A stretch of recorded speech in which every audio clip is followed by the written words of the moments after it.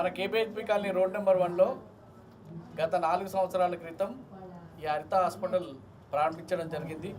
గౌరవనీయులైనటి మన కుకట్పల్లి ఎమ్మెల్యే కృష్ణారావు గారి చేతుల మీదుగా డాక్టర్ ఉపేందర్ గారు హరిత గారి ఆధ్వర్యంలో ఈ హాస్పిటల్ ఎంతో బ్రహ్మాండంగా దినదిన అభివృద్ధి చెంది ఈరోజు తిరిగి హరిత ఐవీఎఫ్ సెంటర్ను ప్రారంభించడం జరిగింది. ఈ డాక్టర్స్ ఇద్దరు కూడా ఎంతో ఓపికతో పేషెంట్లకు ఎలాంటి ఇబ్బంది కలగకుండా ఒక సరసమైన ధరల్లో పేషెంట్లకు కూడా ఎలాంటి ఇబ్బంది కలగకుండా చూస్తూ చక్కటి వైద్యాన్ని ఇస్తూ వాళ్ళ మన్నలు పొంది ఎంతో గణనీయంగా నడుస్తున్నటువంటి హరిత హాస్పిటల్ తిరిగి ఏవిఎఫ్ సెంటర్ కూడా ఏర్పాటు చేయడం జరిగింది. తల్లిదండ్రులందరికీ కూడా ముఖ్యంగా విజ్ఞప్తి ఏంటంటే ఈ నెల రోజుల్లో వాళ్ళందరూ ఇచ్చే ఫీజులో 20% వాళ్ళ డిస్కౌంట్ కూడా ఇస్తున్నారు. దయచేసి ఈ సెంటర్ను అందరిగా ఉపయోగించుకొని వారి యొక్క డాక్టర్ల యొక్క సేవలను మీకు అందుబాటులో ఉంటారు ఎప్పుడు.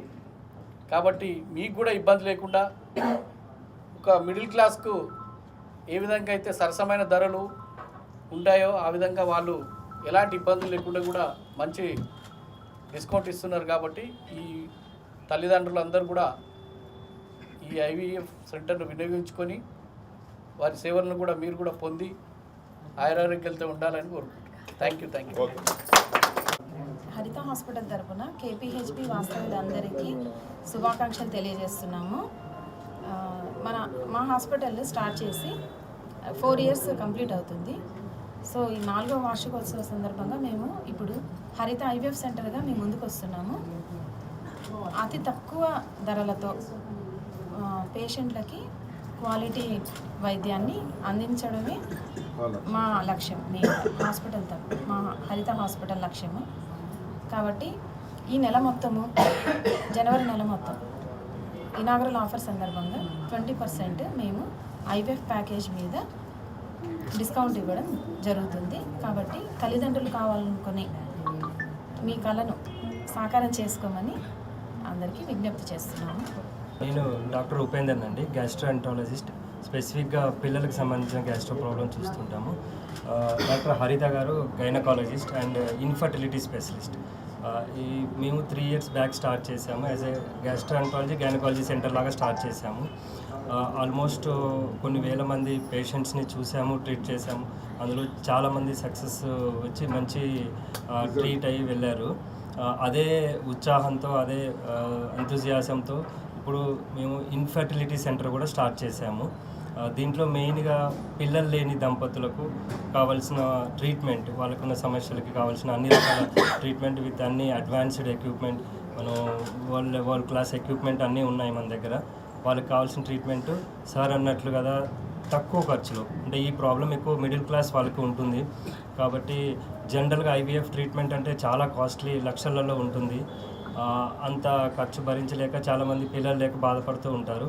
అయితే మన ఉద్దేశం మెయిన్గా ఏంటంటే ఎంత తక్కువ ఖర్చులో ట్రీట్మెంట్ మంచిగా చేయగలిగితే అంత తక్కువ ఖర్చుతో చేయడానికి ఉద్దేశంతోనే ఈ సెంటర్ స్టార్ట్ చేశాము.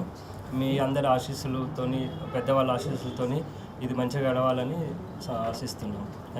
స్టార్ట్ చేయడం వల్ల ఉద్దేశం ఏంటి? అసలు మీకు ఇలాంటి ఆలోచన ఎందుకు వచ్చింది? అంటే ప్రీవియస్గా పిల్లలు లేని వాళ్ళకి ఎట్లాంటి సొల్యూషన్ ఇవ్వకూడదు అంటే ఈ యాజ్ ఎ గ్యాస్ట్ అంటే తను డాక్టర్ హరిత గారు గైనకాలజిస్ట్ అండ్ ఇన్ఫర్టిలిటీ స్పెషలిస్ట్లో ఇన్ఫర్టిలిటీ స్పెషాలిటీలో ఎక్స్పీరియన్స్ ఉన్నారు. చాలా డిగ్రీస్ చేశారు. ఢిల్లీలో, లక్నోలో, హైదరాబాద్లో వేరు పెద్ద పెద్ద సెంటర్స్లో ఈ స్పెషాలిటీలో స్పెషలైజేషన్ చేసి వచ్చారు.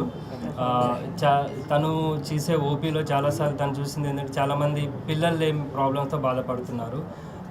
వాళ్ళకి కరెక్ట్ సేవ చేయాలనే ఉద్దేశంతో, ప్లస్ మెయిన్ ప్రాబ్లం ఈ పిల్లలు లేని ట్రీట్మెంట్లో ఏంటంటే ఖర్చుతో కూడిన పని చాలా.